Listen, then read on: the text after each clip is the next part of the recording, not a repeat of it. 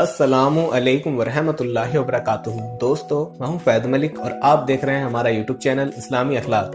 تو ویڈیو کو شروع کرنے سے پہلے میں آپ سے یہ گزارش کرتا ہوں کہ اگر آپ ہمارے چینل پر پہلی بار آئے ہیں تو ہمارے چینل کو آپ سبسکرائب کر لیں اور ساتھ میں بیل کے آئیکن پر بھی کلک کر دیں تاکہ ہماری ہر نئی آنے والی ویڈیو سب سے پہلے آپ کو ملتی رہے۔ چلیے اب ویڈیو شروع کرتے ہیں۔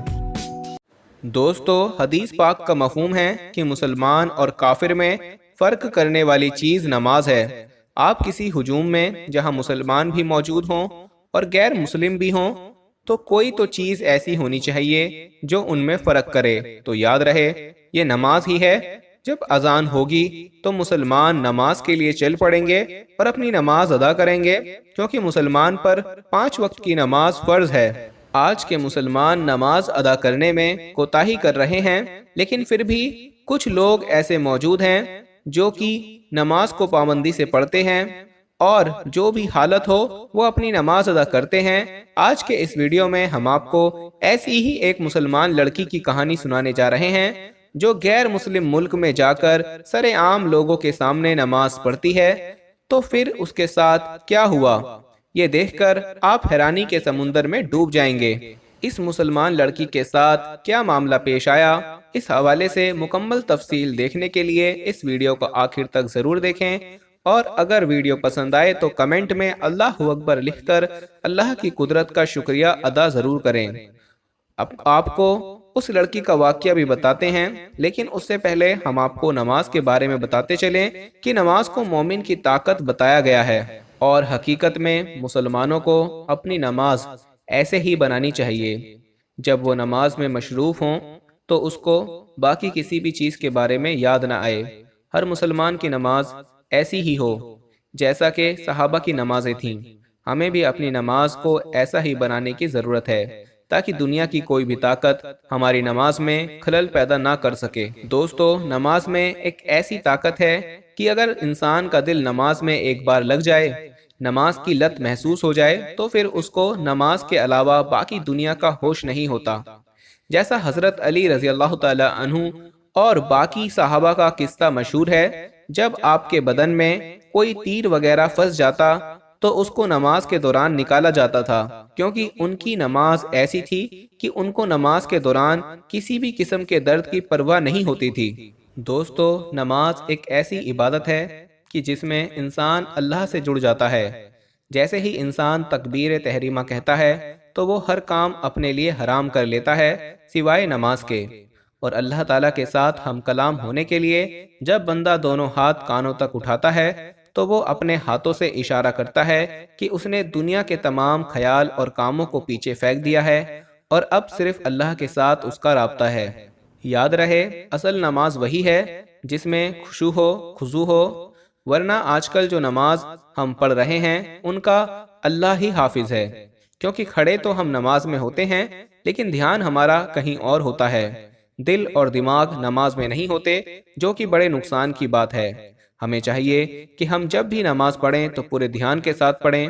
دوستو جب نماز کے لیے کھڑے ہوا کرو تو یہ خیال رکھنا چاہیے کہ میں اللہ کو دیکھ رہا ہوں، اور اگر یہ دھیان نہ کر سکو تو کم سے کم یہ دھیان ضرور دینا چاہیے کہ اللہ مجھے دیکھ رہا ہے۔ جس کو یہ دھیان نصیب ہو جاتا ہے اس کی نماز صحیح معنی میں اس کی معراج بنتی ہے۔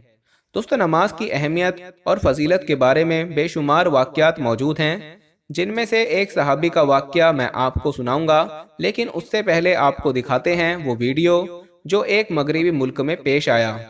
اس ویڈیو میں آپ دیکھ سکتے ہیں کہ ایک مسلمان لڑکی ہے اور وہ نماز ادا کر رہی ہے، اور اس کے پیچھے یہ غیر مسلم بے شرمی کا مظاہرہ کر رہا ہے، اور ان لوگوں نے بے شرمی کی تمام حدیں پار کر دی ہیں، بلکہ ایک شخص نے تو اس مسلمان لڑکی کو دھمکانا شروع کر دیا اور اس لڑکی کو نماز چھوڑنے پر مجبور کر دیا۔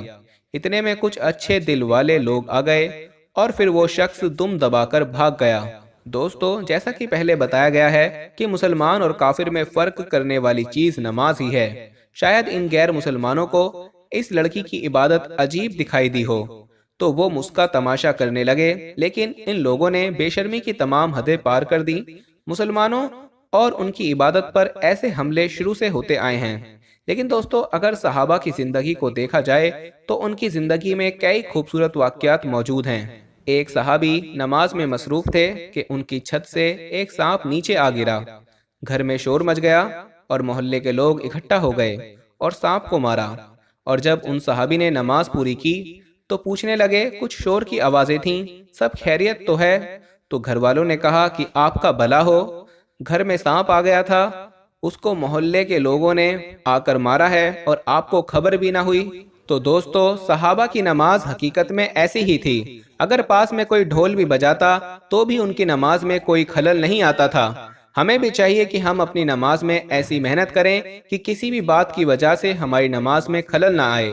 لیکن افسوس، ہماری نماز میں تو مکھی کے آنے سے بھی خلل پیدا ہو جاتا ہے۔ دوستو، جہاں تک بات ہے نماز کی فضیلت کی، تو ہمارے پیارے نبی صلی اللہ علیہ وسلم فرماتے ہیں کہ 5 وقت کی نماز اللہ نے فرض کی ہے۔ جس نے وضو اچھی طرح سے کیا اور انہیں وقت پر پڑھا اور رکوع سجدہ پوری طرح ادا کیا تو اس کے لیے اللہ تعالیٰ کے ذمے یہ عہد ہے کہ اللہ تعالیٰ اس کی مغفرت ضرور کرے گا، اور جو ایسا نہیں کرے گا اس کے لیے کوئی عہد نہیں، اللہ تعالیٰ اس کو چاہے تو بخش دے یا چاہے عذاب دے۔ دوستو، ایک حدیث میں رسول اللہ صلی اللہ علیہ وسلم نے ارشاد فرمایا، قیامت کے دن سب سے پہلے نماز کا حساب لیا جائے گا۔ اگر نماز درست ہوئی تو وہ کامیاب ہوگا، اور اگر نماز درست نہ ہوئی تو وہ ناکامیاب ہوگا۔ دوستو، ہمیں خود ہی سوچ لینا چاہیے کہ نماز کس قدر ضروری ہے اور ہم اس کا کتنا خیال کرتے ہیں۔ ہمیں نماز قائم کرنے کی ضرورت ہے۔ اللہ سے دعا ہے اللہ ہمیں سوچنے سمجھنے اور نماز پڑھنے اور برائی سے بچنے اور بچانے کی توفیق عطا فرمائے۔ آمین یا رب العالمین۔